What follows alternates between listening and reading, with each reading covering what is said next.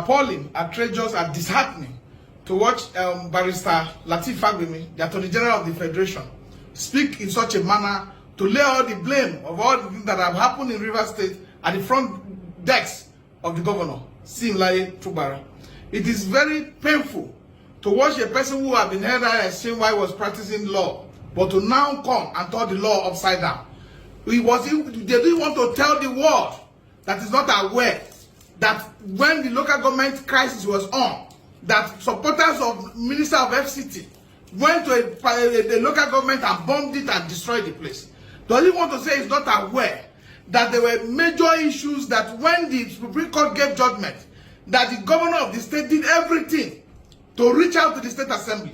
He wrote letter to try to make sure that he work in line with the Supreme Court judgment. Look, on Wednesday when I watched it, and a lot of Nigerians also shared the same apprehension, with the conclusion reached by the Attorney General of the Federation, that the governor was blamed for everything that happened in Rivers State, exonerating the State House of Assembly members who had ab initio defected to the APC, and then also exonerating the Minister of FCT, Nation Wiki, that he did not have a hand in the crisis that had happened.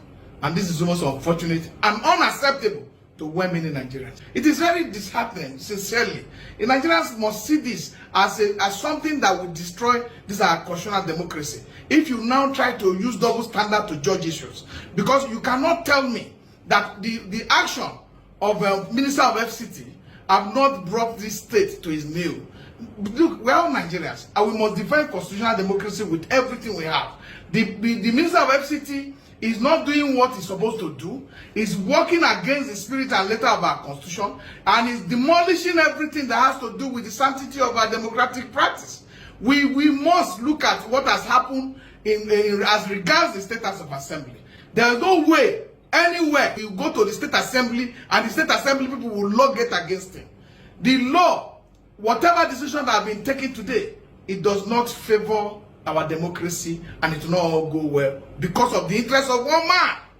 Because of the interest of one man, the Minister of FCT will do everything to bring our democracy to a standstill. And this is not what should be done, and this is not what we should hear from a man that have practiced law, that should be defending the law, and should be reacting in the best interest of Nigeria, but taking one side and blaming Simlaye Fubara without evidence, without investigation, for a bombing that occurred. We cannot continue in this manner and expect our democracy to become matured.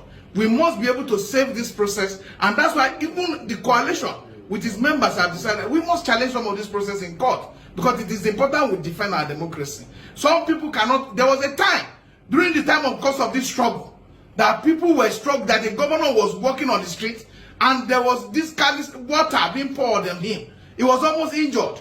Nobody said anything about that. Every blame today goes to the governor. We can't run our democracy when the opposition is so oppressed to a point that the opposition can no longer speak. We will not give up what we will not give in. And for that reason is the fact that there shall not be partiality in the handling of the national affairs. You must be fair to all men, and that is what the oath of office entails. So the governor has been seen as a scapegoat, and then the man who at the center of this crisis has been kept aside without any blemish, without any complaint that he was even participated in this process. This double standard is too much for our democracy to handle. And let's cross live now to Barrister Deji Adeyanju, human rights lawyer and civil rights activist. Sir, welcome to the program. Can you tell us more about the accusations being put forward against the Rivers State governor? Why was he targeted, do you think? Thank you for having me on the show, and it's a pleasure to join you all the way from Abuja in the nation's capital. Yes, it's in my mind, the reason why the governor and the Rivers State Assembly were targeted is extremely political, because, you know, there's a threshold, a democratic threshold, you know, stipulated in the Constitution under Section 305 of our Constitution, 1999 as amended, that while it is considered that the President and Commander-in-Chief has the powers to declare state of emergency, however, there is a constitutional threshold, which is more or less like a condition precedent in that section, that there must be certain grounds for the declaration of the state of emergency. For instance, during wartime, or when there's a fear of invasion of our nation, or when there has been complete breakdown of law and order, or when there's fear or apprehension of invasion of the country, or maybe during natural disasters, when maybe a state of emergency is needed to declare, maybe for instance during COVID, to avoid spread, or during natural disasters, or when there's serious threats to the nation or to any region or different parts of it. So then, if those things are present, then that threshold will have been fulfilled and the condition precedent will have been met. Then the president cannot declare state of emergency in line with the provision of Section 305, and the president must seek and get approval of 2/3 majority of the National Assembly. And even at that, even when the state of emergency has been so declared, rightly declared in line with the provision of the Constitution, that state of emergency does not serve as a stay against the governor from performing his constitutional duties as governor, because the governor, just like the president, is an elected official by the people. The governor cannot be suspended so moto via a press conference by the president. Just like the way nobody can suspend the president via a press conference, because he's an elected representative of the people. Both the governor and the members of the State House of Assembly are elected members of both parliament and the executive arm of that state. And the only grounds upon removal of the governor has been captured in Section 188 of our Constitution. The procedures for removing the governor is by an impeachment proceedings. That has not been done in this case. The other exceptional circumstance where a governor might be removed is by the courts during an election. To Tinubu, if Wike can cause Jonathan to lose selection, he will make Tinubu to lose selection. Wike's sole ambition is to be president, and that is why he's fighting sin. He wanted to take all the money from Rivers State to waste them as he did when he was a governor. I thank God the same Wike has gone to court to remove the perpetual injunction which Odili obtained. And so when that injunction is removed, we shall see his fate. He will account for all these billions and billions and billions he gave to different states, who also earn from the same federation account. So we are not bothered. Whatever he has done, the Niger Delta have told Nigerians, Pandep has told Nigerians, this is the state of the matter. There's a uneasy cap with the Niger Delta. We need to nip it. Otherwise, he will not come to blame us.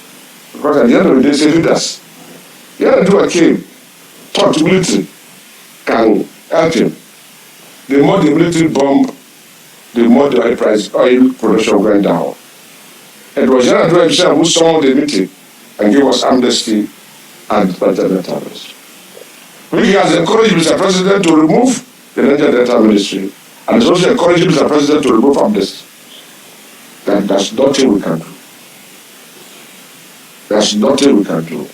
It's also encouraging the president to remove the MGDC, MD, to give it to anywhere. There's nothing we can do. But history will judge when the time comes. So for me, Wike is rather a problem to Tinubu than even Niger Delta. And it's left on Tinubu to decide whether it goes with Wike or it goes with the people. What I mean, people is okay to Niger Delta. I said Wike has showing seat of conduct, seat of discord with the north, the east, and the south. So, Mr. President should watch. The next stage Wike will attack is the southwest.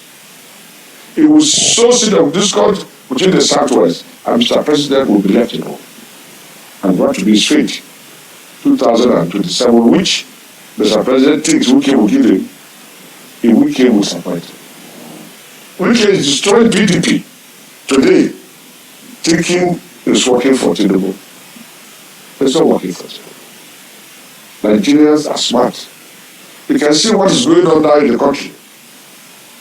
The APC people, governors and former governors, are moving to SDP.